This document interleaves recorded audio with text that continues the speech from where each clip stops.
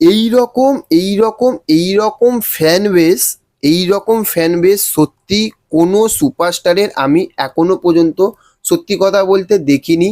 সেটা only for আমরা জিদ্দারই দেখেছি। দেখুন সোশ্যাল মিডিয়াতে আপনারা দেখেছেন, এবং আমরাও কিন্তু আমরা অনেক ইউটিউবাররা কিন্তু এই যে জিদ্দার আপকামিং যে সিনেমাটা রেবেল, যে সিনেমাটা আসবে, সেই সিনেমাটার অনেক কিন্তু প্রচুর ফ্যানমেড পোস্টার আসছে, এবং রেবেল এই সিনেমাটা নিয়ে কিন্তু মানুষের মনের মধ্যে একটা হাইপ তৈরি হয়েছে। এবার সেটা কি জিদ্দা কি কোনো সোশ্যাল মিডিয়া, কোনো পত্রিকা, কোনো অফিসিয়ালি কি কিছু জানিয়েছে? কিচ্ছু জানায়নি, কিন্তু কিচ্ছু জানায়নি। কিন্তু কেন বললাম জানেন? যে এই রকম একটা সুপারস্টারের ফ্যান বেস এই যে লেভেলের অ্যাক্টিভ আছে, এটা কারণ নেই। তার কারণটা আমি যখন বলবো আপনারা নিশ্চয়ই বুঝতে পারবেন। দেখুন, যে জিদ্দার এই যে রিভেলের যে এতগুলো আমরা পোস্টার দেখছি, কেন দেখছি? অনেকে বলবে যে খাকি 2 যতক্ষণ আসবে না ততক্ষণ জিদ্দার আপকামিং কোনো সিনেমা আসবে না।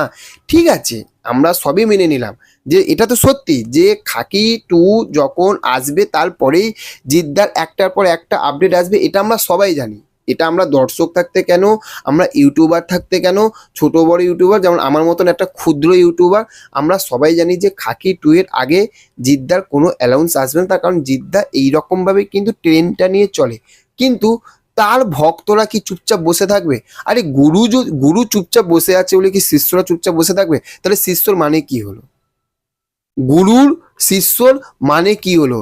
এই যে রকম শিষ্য, এই রকম শিষ্য ভাই কারণ নেই। তার কারণ জিদ্দা চুপচাপ থাকতে পারে, কিন্তু তার যে এত যে চারদিকে এত ভক্ত, এত ফ্যান, এত বেশ এত কিছু, তারাই জিদ্দাকে আজ যে লেভেলে জিদ্দা গেছে তার থাকতো আরো বেশি উপরে কিন্তু তার ভক্তরা কিন্তু দেখতে চায়। এই জন্য রিবেল সিনেমাটা আস্তে আস্তে হাইপ উঠছে। এবার একটা জিনিস ভেবে দেখুন, চেঙ্গিসের পরে চেঙ্গিসের পরে কিন্তু জিদ্দার এইরকম একটা মুভি যেটা এখনো জিদ্দা কোনো অ্যানাউন্সমেন্ট করেনি, কিচ্ছু আসেনি, তার নামটা আসল রিভেল হবে কিনা, সেখানে নায়িকা কে থাকবে, সেটা কবে মুক্তি পাবে, আমরা কিচ্ছু জানি না।